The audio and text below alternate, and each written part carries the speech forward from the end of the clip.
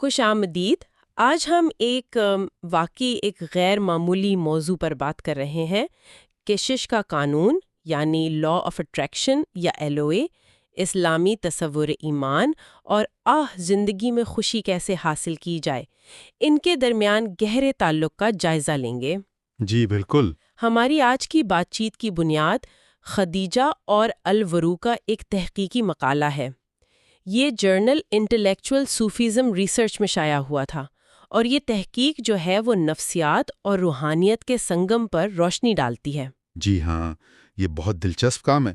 تو آج مقصد یہ ہے کہ سمجھیں کہ یہ تصورات آپس میں کیسے جڑے ہیں، ان کا ہماری زندگی، ہماری فلاح و بہبود پر کیا اثر ہو سکتا ہے، اور یہ بھی دیکھیں گے کہ کیا یہ جو جدید نظریات ہیں، کیا یہ دراصل آپ کہہ لیں قدیم حکمت ہی کی کوئی نئی شکل ہے۔ بالکل، اور یہ واقعی غور طلب بات ہے کہ کیا انسانی نفسیات اور روحانیت الگ الگ ہیں بھی، یا ایک ہی تصویر کے دو مختلف رخ ہیں؟ ٹھیک ہے، تو آئیے شروع کرتے ہیں۔ سب سے پہلے یہ کشش کا قانون، آخر یہ ہے کیا چیز؟ مائیکل جے لوزیئر جیسے مصنفین کی وجہ سے یہ کافی مقبول ہوا ہے۔ جی بنیادی خیال تو یہی لگتا ہے کہ ہمارے خیالات حقیقت بن جاتے ہیں، مطلب مثبت سوچیں تو مثبت ہوگا، منفی سوچیں تو منفی۔ کیا یہ اتنا ہی سادہ ہے؟ دیکھیں، بنیادی خیال تو یہی ہے، لیکن اس میں گہرائی ہے۔ نظریہ یہ ہے کہ کائنات میں ہر شے توانائی ہے، اور ہمارے خیالات بھی وہ توانائی کی ایک شکل ہیں۔ اچھا۔ تو انسانی ذہن کو آپ سمجھیں ایک طاقتور میگنیٹیز کی طرح دیکھا گیا ہے، جو اپنی سوچ کی نوعیت کے مطابق چیزوں اور حالات کو اپنی طرف کھینچتا ہے۔ میگناطیس کی طرح۔ جی، اور یہ کوئی بالکل نیا خیال بھی نہیں ہے۔ 20ویں صدی کے شروع میں بھی ولیم والٹر ایٹکنسن اور جیمز ایلن، ان کی کتاب ایز اے مین تھنکتھ بہت مشہور ہے، ان جیسے لوگوں نے اس پر لکھا تھا۔ یعنی یہ صرف مثبت سوچنے کی بات نہیں، بلکہ ایک قسم کی کشش، ایک میگناطیسی کشش کا تصور ہے۔ جی ہاں، بالکل۔ لوزیئر نے اسے عملی جامہ پہنانے کے لیے 3 آسان مراحل بتائیں۔ پہلا مرحلہ ہے اپنی خواہش کا واضح تعین کرنا۔ آپ اصل میں چاہتے کیا ہیں، اور اسے مثبت الفاظ میں بیان کرنا بہت ضروری ہے۔ لوزیئر ایک کنٹراسٹ یعنی تضاد کے تصور کی بھی بات کرتے ہیں۔ مطلب یہ سمجھنا کہ آپ کیا نہیں چاہتے آپ کو یہ واضح کرنے میں مدد دیتا ہے کہ آپ اصل میں کیا چاہتے ہیں۔ اچھا، مثال کے طور پر؟ مثال کے طور پر یہ کہنے کے بجائے کہ میں بیمار نہیں ہونا چاہتا، یہ کہنا زیادہ مؤثر ہے کہ میں صحت مند رہنا چاہتا ہوں۔ مثبت بیان۔ یہ بات تو اسلامی تعلیمات میں دعا کے تصور سے بہت ملتی جلتی لگ رہی ہے۔ دعا میں بھی تو ہم اللہ سے واضح طور پر اپنی حاجات بیان کرتے ہیں نا؟ آپ نے بالکل صحیح نقطہ اٹھایا۔ یہ پہلا قدم تو براہ راست دعا کے تصور سے جڑتا ہے۔ دعا کا مطلب یہ ہے مانگنا، طلب کرنا۔ جی، اور حدیث شریف میں بھی تو یہی تاکید ہے کہ دعا پورے یقین اور توجہ سے مانگی جائے، یہ جانتے ہوئے کہ آپ مانگ کس سے رہیں۔ صحیح۔ حدیث کا مفہوم ہے کہ اللہ تعالیٰ بندے کی دعا قبول فرماتا ہے، بس شرط یہ ہے کہ وہ گناہ یا رشتہ توڑنے کی دعا نہ کرے اور جلد بازی نہ دکھائے۔ جلد بازی سے مراد یہ کہ انسان کہے میں نے دعا کی، قبول ہی نہیں ہوئی، اور مایوس ہو کر بیٹھ جائے۔ تو واضح تعلق و ثابت قدمی یہ دعا کا بھی لازمی جزو ہے، بالکل پہلے قدم کی طرح۔ بہت دلچسپ۔ اچھا، تو لوزیا کا دوسرا قدم کیا ہے پھر؟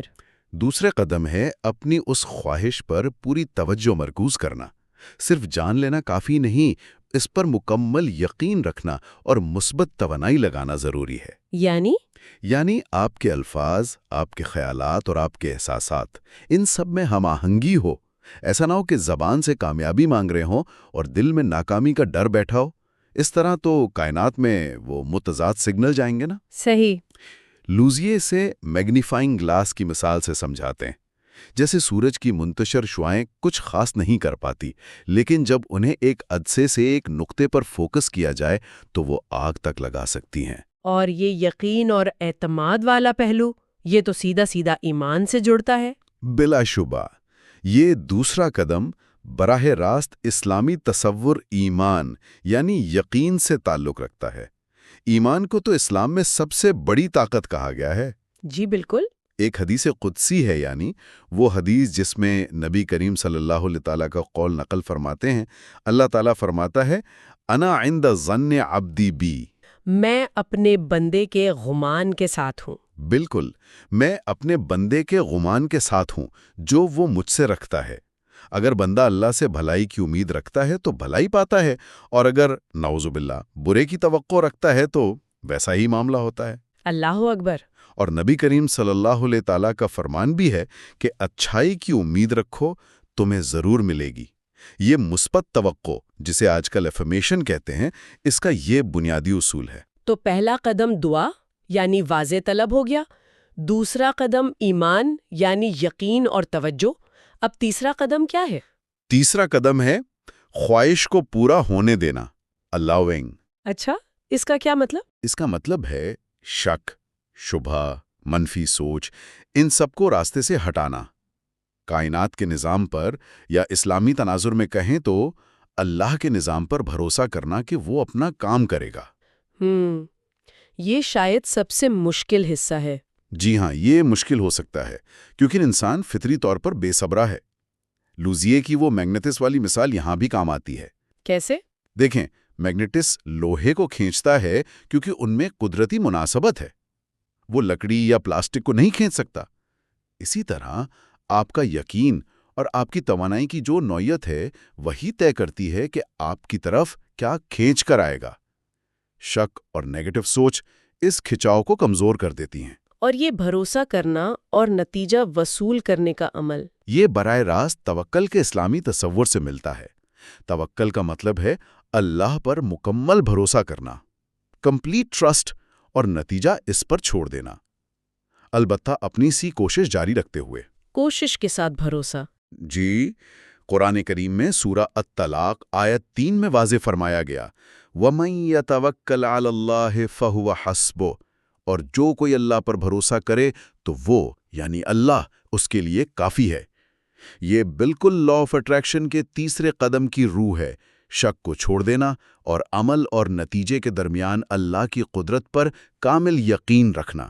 گویا یہ لا آف اٹریکشن کے تینوں مراحل، خواہش کا تعین جو دعا جیسا ہے، توجہ اور یقین جو ایمان ہے، اور قبولیت جو توکل ہے، یہ سب تو اسلامی تعلیمات میں پہلے سے ہی موجود ہیں۔ تحقیق تو یہی بتا رہی ہے، بلکہ قرآن میں اور بھی آیات ہیں جو اس اصول کی طرف اشارہ کرتی ہیں، جیسے سورہ جاثیہ میں ہے، آیت 15، من عمل صالحا فلنفسہ ومن اساء فعلیہا، مطلب جس نے نیکی کی تو اپنے لیے، اور جس نے برائی کی تو اس کا وبال بھی اسی پر ہے۔ یعنی عمل کا نتیجہ لوٹ کر آتا ہے۔ جی، اور سورہ زلزلہ آیات 7-8 میں وہ جو ذرہ برابر نیکی اور بدی کے دیکھے جانے کا ذکر ہے، وہ بھی تو یہی بتاتا ہے کہ ہمارے اعمال اور ہماری نیتوں کے نتائج ہم تک ہی لوٹ کر آتے ہیں۔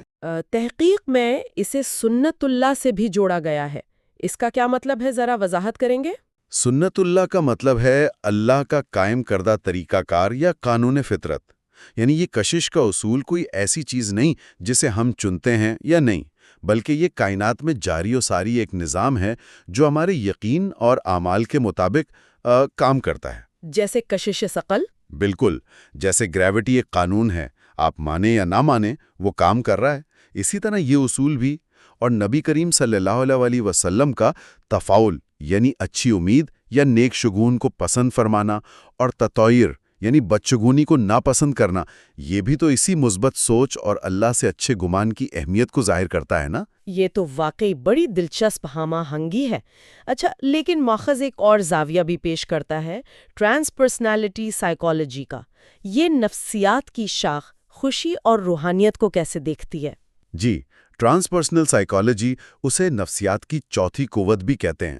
جو پہلی 3 قوتیں تھیں، سائیکو انالیسس، بیہیویئرزم اور ہیومنسٹک سائیکالوجی، یہ ان کے بعد آئی۔ اچھا۔ اس کے بانیوں میں ابراہیم ماسلو جیسے بڑے نام شامل ہیں۔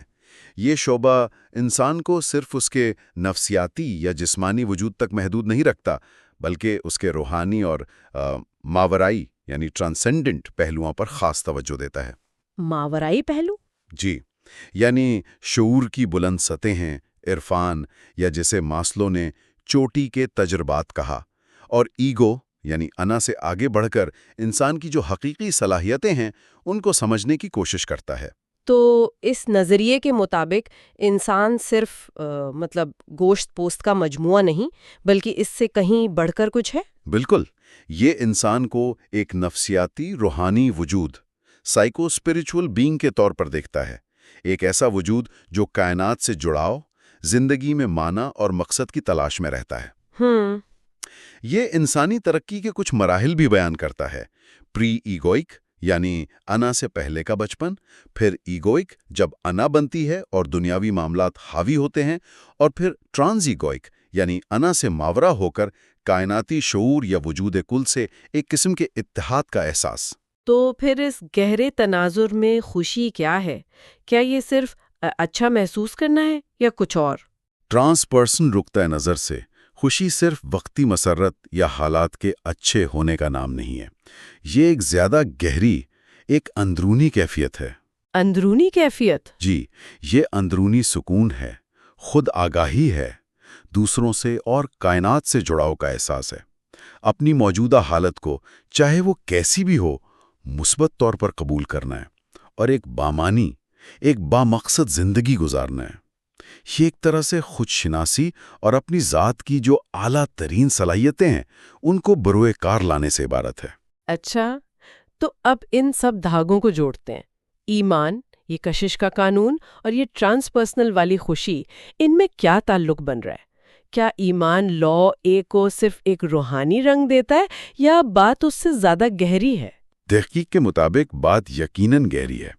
دیکھیں، ایمان جو ہے وہ کشش کے قانون کے مؤثر ہونے کے لیے ایک بہت مضبوط بنیاد فراہم کرتا ہے۔ کیسے؟ ایسے کہ لا کو کام کرنے کے لیے جس گہرے یقین، اعتماد اور مثبت گمان کی ضرورت ہے نا، وہ ایمان سے ہی بہترین طریقے سے حاصل ہوتا ہے۔ اللہ پر کامل یقین جو ہے وہ شک اور مایوسی کو دور کرتا ہے، اور یہی شک اور مایوسی لا کی راہ میں سب سے بڑی رکاوٹ ہیں۔ یعنی ایمان ایک طرح سے فیول یا بیٹری فراہم کرتا ہے لا کی مشین کو چلانے کے لیے؟ ہاں، ایک طرح سے آپ یہ کہہ سکتے ہیں۔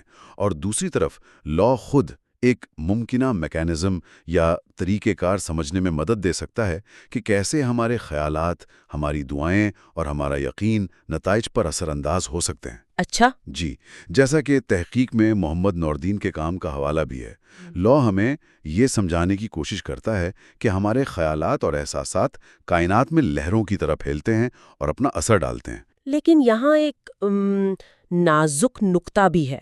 لا کو بعض اوقات ایسے پیش کیا جاتا ہے جیسے انسان خود اپنی تقدیر کا خالق ہے۔ یہ اسلامی تصور توحید سے کیسے مطابقت رکھتا ہے؟ یہ تو ٹکراؤ والی بات لگتی ہے۔ یہ بہت ہی اہم فرق ہے اور تحقیق اس پر خاص طور پر زور دیتی ہے۔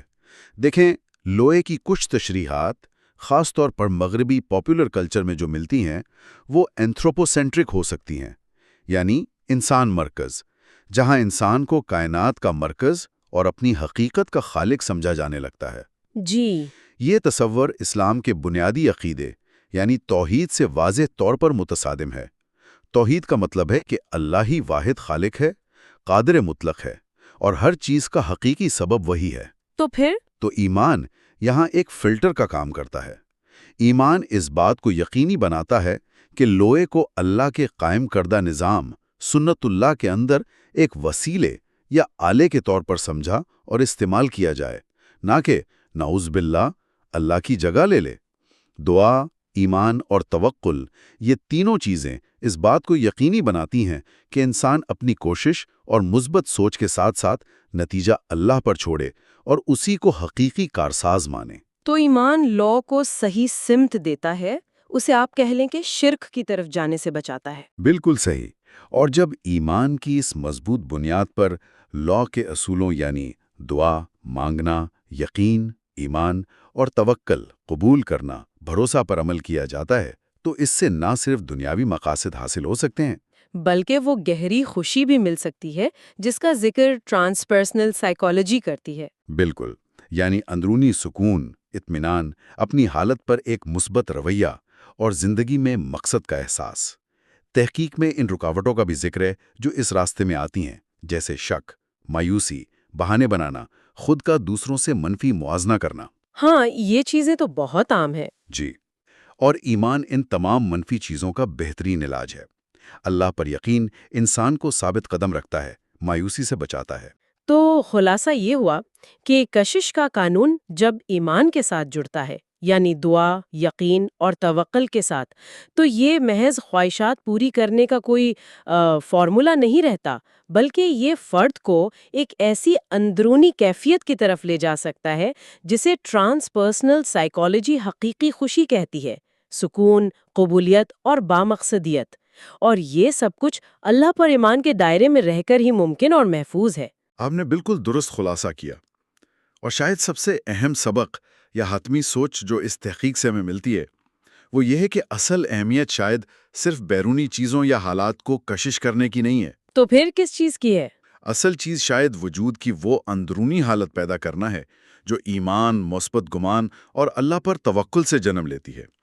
یہ حالت، یہ کیفیت بذات خود خوشی اور کائنات سے ایک مثبت تعلق کی ایک شکل ہے، چاہے بیرونی نتائج فوری طور پر نظر آئیں یا نہ آئیں، یا ہماری توقع کے عین مطابق ہوں یا نہ ہوں، وہ اندرونی سکون اصل کامیابی ہے۔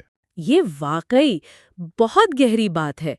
کیا کشش کا قانون بنیادی طور پر باہر کی چیزوں کو کھینچنے کا نام ہے، یا یہ ایک اندرونی تبدیلی کا نام ہے جو پھر باہر کی دنیا میں جھلکتی ہے؟ یہ سوال واقعی ہمیں اپنے خیالات، اپنے یقین اور اللہ سے اپنے تعلق پر مزید گہرائی سے سوچنے کی دعوت دیتا ہے۔